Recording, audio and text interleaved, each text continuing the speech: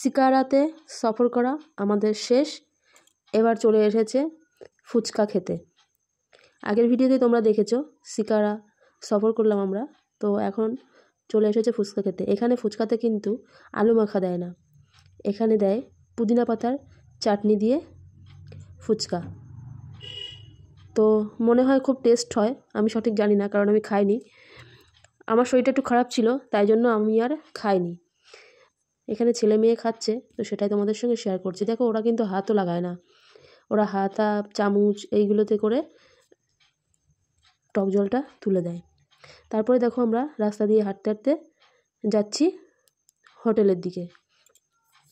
এখানে আমি, আমার মেয়ে আর ছেলে তিনজনে আস্তে আস্তে হেঁটে হেঁটে যাচ্ছি। ওর বাবা আর ওর বাবার বন্ধু ওরা দুজন আগে হাঁটছে। তো চলো আজকের ভিডিওটা শুরু করা যাক।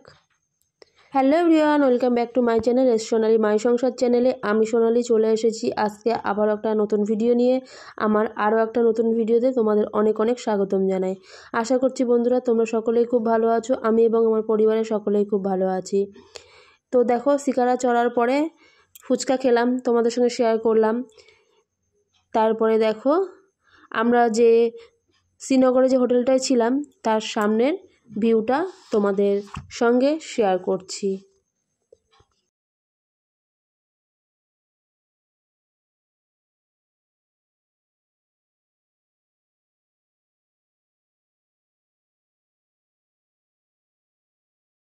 দূরে ওই পাহাড়ের সারি, চূড়াতে কুয়াশা ঢাকা।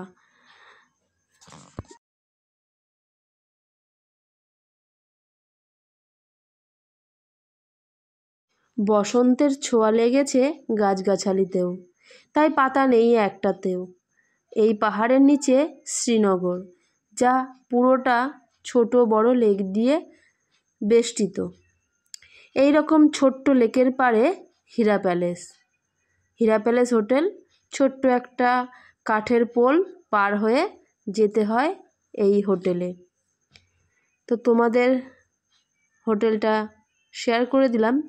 তারপরেই দেখো তোমাদেরকে আগের ভিডিওতেই আমি বলেছিলাম যে আজকের ভিডিওতে দেখাবো সেই শিব মন্দিরটা। তো শ্রীনগরের লেকের ওখান থেকে এই পাহাড়ে উপরে মন্দিরটা যেতে কিছুটা সময় লাগে। যেতে 7 কিলোমিটার, আবার ফিরে আসতে 7 কিলোমিটার। তো 7 7 14 কিলোমিটার রাস্তা পাড়ি দিতে হবে আমাদের। তো আগের ভিডিওতে বললাম যে কোন ভিডিওর শুটিংটা হয়েছিল এই মন্দিরটায়, সেটাই আপনাদের সঙ্গে শেয়ার করব। জয় জয় শিব শঙ্কর কাটা লাগে না কঙ্কর যে গানটি হয়েছিল, সেই গানের শুটিংটি হয়েছিল এই শিব মন্দিরটায়। তো সেটা কি সিনেমা ছিল সেটাই আপনাদের সঙ্গে আমি শেয়ার করছি। আপকি কসম মুভির শুটিং হয়েছিল। আপনারা এই গানটি শুনবেন, দেখতে পাবেন এই শিব মন্দিরটি। আর এই শিব মন্দিরটি পাহাড়ের মাথায়। মন্দিরটা নিচ থেকে শুধু পাহাড়টাই দেখা যাচ্ছিল, আর মন্দিরের একদম শেষ মাথার একটা ত্রিশূল চূড়া মতন সেটাই দেখা যাচ্ছিল, আর কিন্তু কিছুই দেখা যাচ্ছিল না।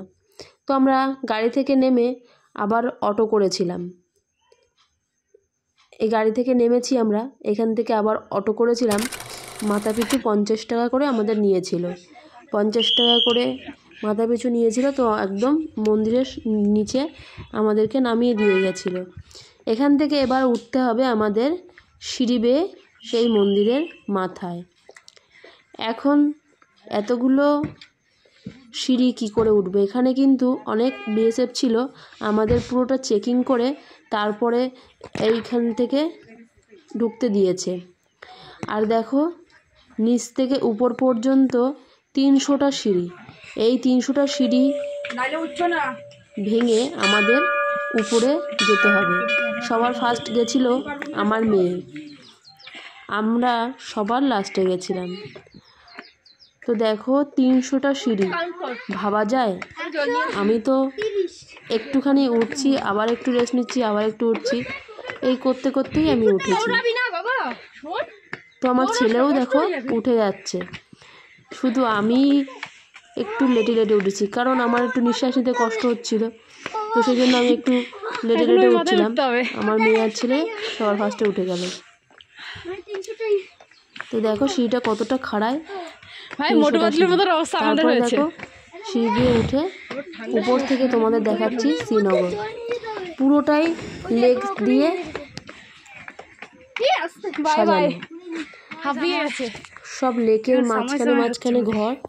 উপর থেকে দৃশ্যটা দেখতে আমার খুবই ভালো লাগছিল। এখন দেখো সেই মন্দিরে ঢুকছি ঘন্টা বাজিয়ে। তো তমা আমার ছেলেকে উঁচু করে ঘন্টাটা ছোয়ালো।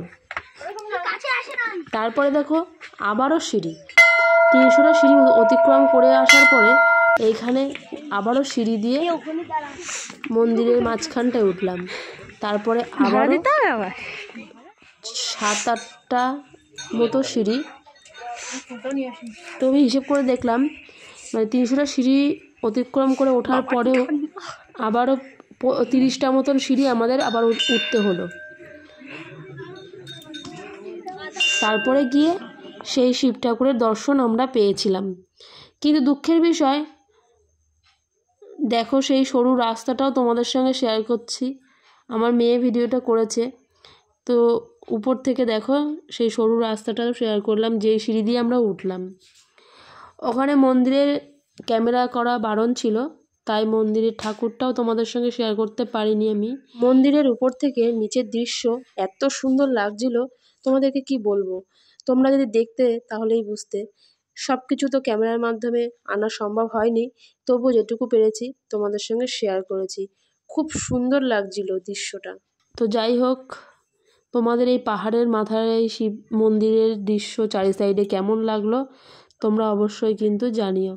এই যে মন্দিরটা, পেছন সাইডটা আমি ভিডিও করছি, আর এই দেখো সবাই সামনে থেকে ছবি টবি তুলছে।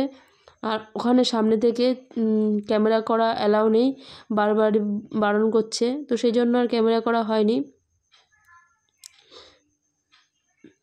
তো পাহাড়ের মাথা থেকে নিচের দৃশ্যগুলো কিন্তু সত্যি খুব ভালো লাগছিল। চারিদিকে শুধু লেক আর তার মাঝখানে মাঝখানে ঘরবাড়ি। শ্রীনগরটা পুরোটাই লেকের উপরেই ভিত্তি করে আছে, আমি যেটা দেখলাম উপরে দাঁড়িয়ে। তো এতক্ষণ ধরে ধৈর্য ধরে আমার সঙ্গে থাকার জন্য আর ভিডিওটি দেখার জন্য অসংখ্য ধন্যবাদ জানাই তোমাদের। তোমাদের ভালোবাসা আর সাপোর্ট ছাড়া এগিয়ে যাওয়া একদমই অসম্ভব, তাই তোমাদের কাছে অনুরোধ করব তোমরা সবসময় আমার পাশে থেকো, আমার সাথে থেকো। এইখানে দেখো আমরা দুজন নামছি, আর আমাদের ওখান থেকে একটু তিলকও দিয়ে দিয়েছিল। তো ভিডিওটা দেখতে দেখতে যদি লাইক করতে ভুলে যাও, অবশ্যই একটা লাইক করে দিও বন্ধুরা, তোমাদের কাছে অনুরোধ করছি লাইক কমেন্ট করার জন্য। আর যদি এখনও চ্যানেলটি সাবস্ক্রাইব করে না থাকো, তাহলে অবশ্যই চ্যানেলটি সাবস্ক্রাইব করে নিও, আর পাশে থাকা অল নোটিফিকেশনটি অন করে দিও। আর যারা অলরেডি আমার চ্যানেলটি সাবস্ক্রাইব করে নিয়েছে তাদেরকে জানাই অসংখ্য ধন্যবাদ, অনেক ভালোবাসা। এগুলো হচ্ছে পাহাড়ি ফুল, আমার মেয়ে তুলে নিয়ে এসেছে, সেটাই তোমাদের সঙ্গে শেয়ার করলাম। নেক্সট ভিডিওতে দেখাবো শ্রীনগরের পরিমহলটাও খুব সুন্দর, তোমরা অপেক্ষা করো দেখার জন্য। ধন্যবাদ বন্ধুরা, আজকের মতন এখানে শেষ করলাম, সবাইকে টাটা।